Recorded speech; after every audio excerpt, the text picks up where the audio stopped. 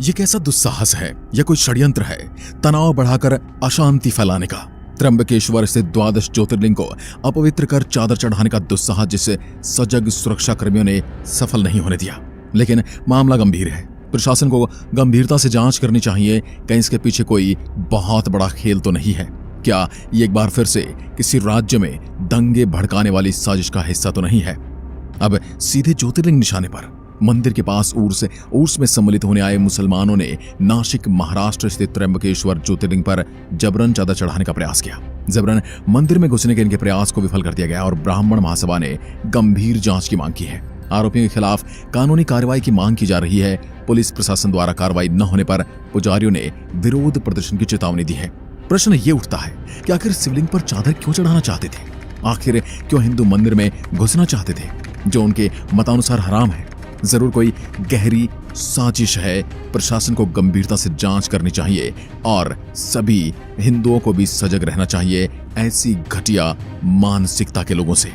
दोस्तों, त्र्यंबकेश्वर महादेव को लेकर हिंदू धर्म में खासा महत्व है। इन्हें 12 ज्योतिर्लिंगों में भी एक माना जाता है। यही नहीं, काल सर्प योग वाले हजारों की संख्या में लोग इस मंदिर में आकर दोष निवारण का उपाय भी करते हैं। ऐसा माना जाता है कि त्र्यंबकेश्वर की शरण में आकर पूजा करने से कुंडली में आया काल सर्प योग समाप्त हो जाता है। लेकिन दोस्तों, हिंदू की आस्था का ये केंद्र क्या सुरक्षित है?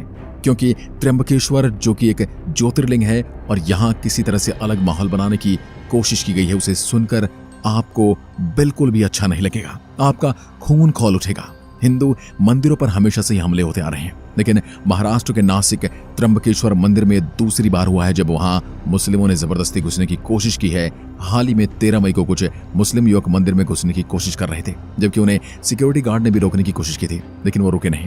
दोस्तों, सोशल मीडिया पर एक वीडियो तेजी से वायरल हो रहा है जिसमें कुछ मुस्लिम युवक शिवलिंग पर फूल और चादर चढ़ाते हुए नजर आ रहे थे और ये वीडियो किसी हिंदू धर्म के शख्स ने नहीं बल्कि खुद इन्हीं आरोपियों ने बनाया था और साथ ही इसे सोशल मीडिया पर भी शेयर किया है। अब आप खुद बताइए, ऐसा जानबूझकर उन्होंने सोशल मीडिया पर शेयर किया ताकि हिंदू और मुस्लिमों में फिर से विवाद शुरू हो जाए।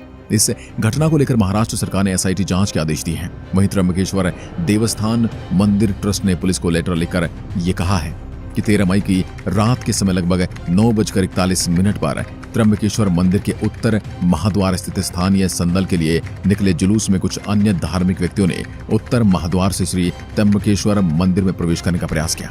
उस स्थान पर तैनात महाराष्ट्र के सुरक्षा गार्डों ने उक्त व्यक्तियों को रोक लिया।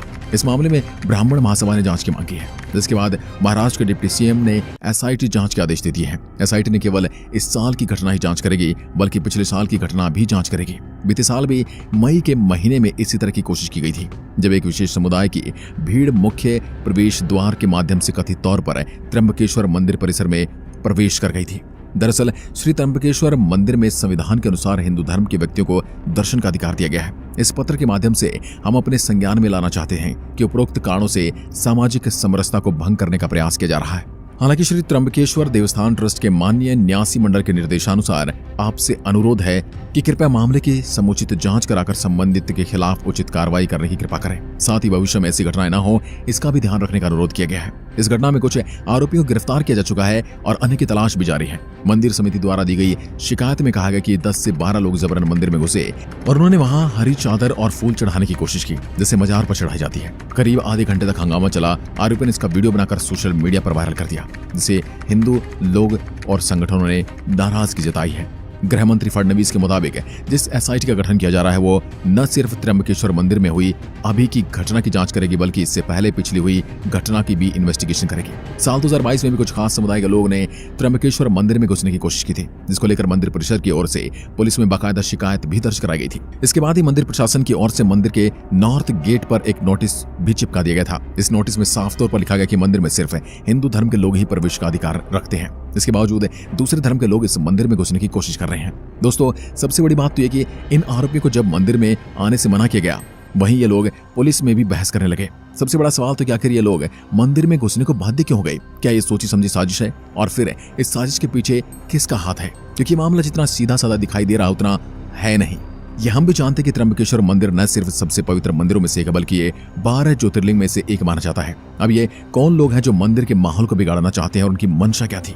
हालांकि नासिक पुलिस अब इस बात का पता लगाने की कोशिश में लगी है क्योंकि महाराष्ट्र का माहौल लगातार इसी तरह से खराब हो रहा है। इससे पहले शनिवार को भी एक हिंसा हुई थी और फिर रविवार को एक हिंसा हुई, जिसके बाद 13 मई को नासिक में त्र्यंबकेश्वर मंदिर में इन आरोपियों ने घुसने की कोशिश की थी। अब ये तीनों घटनाएं क्या आपस में जुड़ी हुई हो सकती हैं, ये भी सवाल है और ये जांच का विषय है। एनसीपी नेता जितेंद्र आव्हाड का बयान सामने आया। एनसीपी नेता जितेंद्र आव्हाड ने इस घटना पर कहा कि अभी त्र्यंबकेश्वर ही नहीं, भीमाशंकर की चोटी पर भी किसी को चढ़ाया जाएगा। आपको समझ में आता है कि किसकी लापरवाही है, हमारे मुंह से क्यों सुनना है। मैंने तो पहले ही बोला था, तब लोगों ने कहा था कि ये क्या बोल रहा है। आप समझिए, हम पागल नहीं है। ये तो सिर्फ उन 2 जिलों में हुआ है जिनमें जीतने की गुंजाइश ही नहीं है। एक ही तो रास्ता है जीतने का, और वह दंगे। फिलहाल दोस्तों, महाराष्ट्र के डिप्टी सीएम और गृह मंत्री देवेंद्र फडणवीस ने नासिक के त्र्यंबकेश्वर मंदिर के मुख्य प्रवेश द्वार पर भीड़ जमा होने की 13 मई की कथित घटना पर एफआईआर दर्ज कर कड़ी कार्रवाई करने का आदेश दे दिया है। फडणवीस ने घटना की जांच के लिए अतिरिक्त पुलिस महानिदेशक रैंक के अधिकारियों की अध्यक्षता में एक एसआईटी के गठन का आदेश दिया है। इस मामले में विश्व हिंदू परिषद के राष्ट्रीय प्रवक्ता विनोद बंसल का बयान सामने आया है। उन्होंने ट्विटर पर ट्वीट करते हुए लिखा है, नासिक के प्रसिद्ध ज्योतिर्लिंग पर जिहादियों द्वारा कब्जे का दुस्साहस करोड़ों हिंदुओं की धार्मिक भावनाओं व आस्था के केंद्र पर प्रत्यक्ष हमला व संपूर्ण हिंदू समाज की आंखें खोल देने वाला है। शिवाजी की पुण्य धरा पर हुए इस पापी प्रयास के विरुद्ध कठोरतम कार्रवाई की जरूरत है। दोस्तों, क्या महाराष्ट्र में हिंसा इसी तरह से चलती रहेगी या फिर ये खास वर्ग के लोग अब अन्य मंदिरों को लेकर भी इसी तरह की कोई साजिश रचने वाले हैं? ये तो आने वाला समय ही बताएगा, क्योंकि अगर इन्हें अभी से नहीं रोका गया तो फिर बहुत देर हो जाएगी। ऐसी घटनाओं के बारे में आपका क्या कहना है, हमें कमेंट में लिखकर जरूर बताएं। एक बार फिर मिलते हैं, तब तक के लिए नमस्कार, धन्यवाद।